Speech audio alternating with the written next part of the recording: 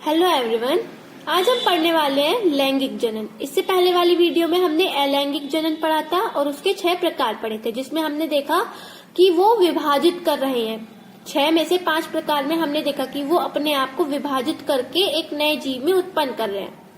लेकिन लैंगिक जनन में क्या है, वो अपने आप को विभाजित नहीं करते हैं, जोड़कर एक नया जीव उत्पन्न करते हैं। इसके हमने 2 चीज पढ़ेंगे, पुष्पी पौधों में जनन और दूसरा हमारा मानव में जनन। सबसे पहले हम पढ़ेंगे पुष्पी पौधों में जनन। इसमें पुष्पी पौधे जो होते हैं हमारे 2 प्रकार के होते हैं। चलो देखते हैं। पहला है उभयलिंगी पुष्प, दूसरा है एकलिंगी पुष्प।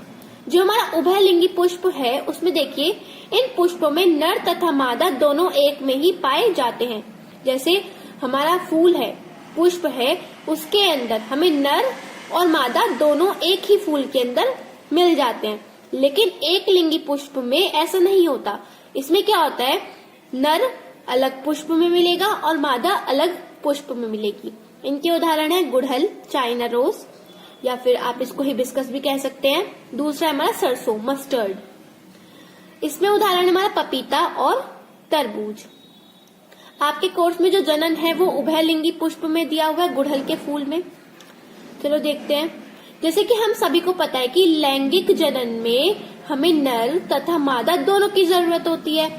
तो इसमें देखो, नर भाग को क्या कहा गया है, पुंकेसर कहा गया है। पुष्पी पौधों में नर भाग को कहा गया है पुंकेसर और मादा भाग को कहा गया है स्त्रीकेसर।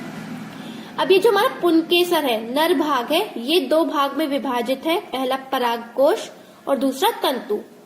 परागकोश का क्या कार्य है, जो पराग होते हैं, बीज होते हैं, उनको इकट्ठा करके रखना।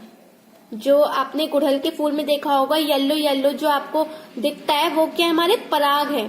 और उन पराग को एक जगह इकट्ठा करके रखना, वो हमारा कार्य होता है पराग कोश का।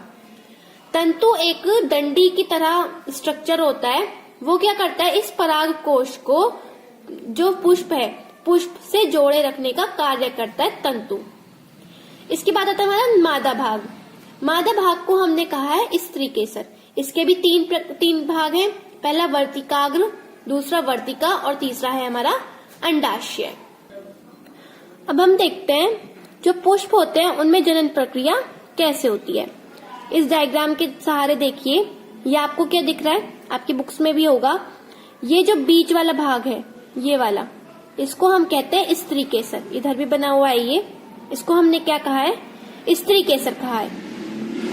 और ये जो आपको ये वाला डंडी से जो आपको दिख रहा है, ये वाला भाग जो है, ये क्या है, हमारा पुंकेसर है, जिसके हमने 2 भाग बताए थे। पहला परागकोश, जो कि आपको ये स्ट्रक्चर दिख रहा है डॉट लाइक, ये हमारे क्या पराग है। इन पराग को अपने एक हिस्से में संभाल के रखना, इकट्ठा करके रखना, वो परागकोश का कार्य है। और इस परागकोश को इस फूल के साथ, इस पुष्प के साथ जोड़े रखना इस तंतु का कार्य है। अब इधर देखिए, ये पुष्प है, ये पुष्प का ये हिस्सा है।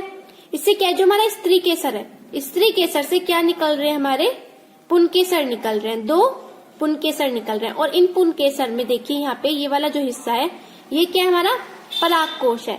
और क्या कर रहा है, ये पराग को इकट्ठा करके रख रहा है।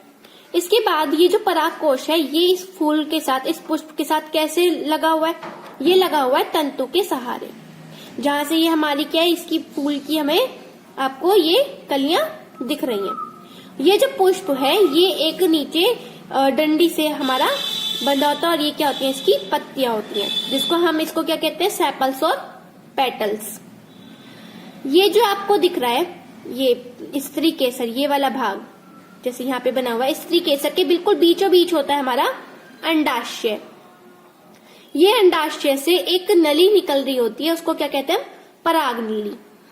ये ऊपर जाके यहाँ पे ये पराग से जुड़ी हुई है, इसको हम क्या कहेंगे, स्त्रीकेसर। और पुंकेसर क्या है हमारा, ये जो यहाँ से निकल रहा है, ये वाला जो भाग आपका ये निकल रहा है ना, ये क्या है, हमारा पुंकेसर है। अब ऐसा क्या हो रहा है कि जो स्त्रीकेसर और परागकेसर, ये पुंकेसर में ऐसा क्या हो रहा है जिसकी वजह से एक नया पुष्प उत्पन्न हो रहा है। तो वो देखिए, ये आपका तंतु हो गया जिससे हमारा परागकोश जुड़ा हुआ है। इस परागकोश में क्या है, बहुत सारे पराग हैं।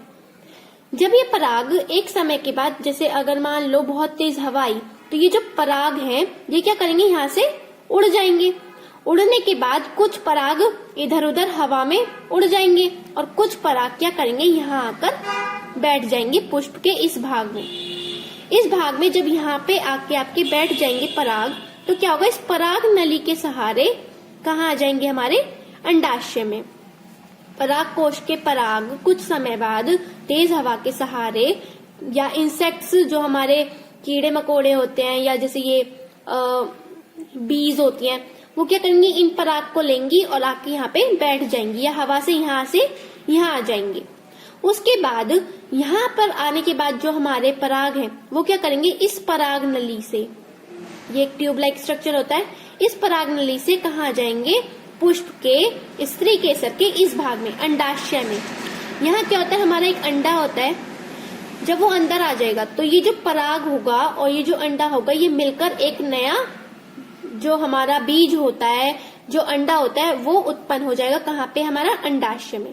जब वो उत्पन्न हो जाएगा फिर वो वापस इस पराग नली से पुष्प के स्त्री केसर के इस भाग से बाहर, क्या हुआ, यहाँ से पराग गया यहाँ तक, यहाँ से पराग नली के सहारे वो आ गया हमारे अंडाशय में, जहाँ पे एक हमारा अंडा रखा हुआ है।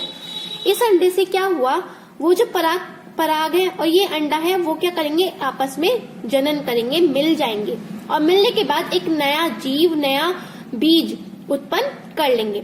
वापस हमारा पुष्प जो है वो पुष्प के अंदर तो उत्पन्न नहीं होता है, तो क्या करेंगे, वो जो नया बीज उत्पन्न हुआ है अंडाशय के अंदर वो वापस इस पराग नली से बाहर आ जाएगा और कहीं किसी टहनी पे, किसी पत्ती पे जाके चिपक जाएगा। उसके बाद कुछ समय के बाद जब उसे पूरा तापमान मिलेगा, पूरे न्यूट्रिशन मिलेंगे, तो क्या करेंगे, वो एक नए पुष्प में, नए पुष्प की कली में उत्पन्न हो जाएंगे और कुछ समय बाद वो एक नए पुष्प के आकार में उत्पन्न हो जाएंगे। इसमें देख लीजिए, इसमें क्या क्या था, पराग था, परागनली थी और अंडाशय था स्त्री केसर में। पुंकेसर में क्या था, परागकोश और तंतु। ये सभी हमारा क्या यहाँ पे जुड़ा हुआ है, ठीक है। जैसे इसमें देखिए, परागकोश में परागकण, जिसको हमने बीज कहा है, उत्पन्न होते हैं। यह परागकण पौधों की नर जनन कोशिका होते हैं, ये नर की जनन कोशिका होती हैं। परागकण विभिन्न क्रियाकलापों जैसे कीटों द्वारा, हवा द्वारा, पानी द्वारा स्त्री केसर के वर्तिकाग्र तक पहुंच जाते हैं। ये वाला जो हिस्सा है इसको हमने क्या नाम दिया, वर्तिकाग्र। वर्तिकाग्र तक पहुंच जाएंगे।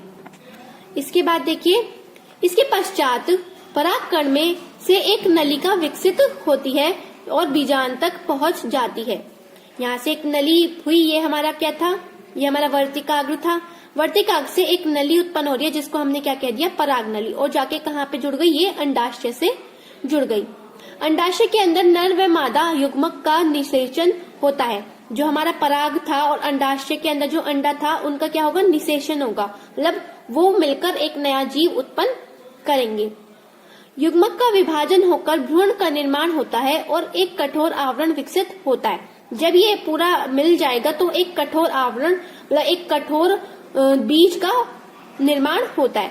अंत में अंडाशय फल में बदल जाता है तथा फूल के बचे भाग झड़ जाते हैं। अब जो इसका कार्य था वो तो हो गया, एक नया हमारा बीज उत्पन्न हुआ, वो वापस जाके बाहर निकल के चला गया। तो अब इसका क्या होगा, ये जो है हमारे जितनी भी चीजें थी ये हमारा क्या होगा, मुरझाकर ये गिर जाएगा।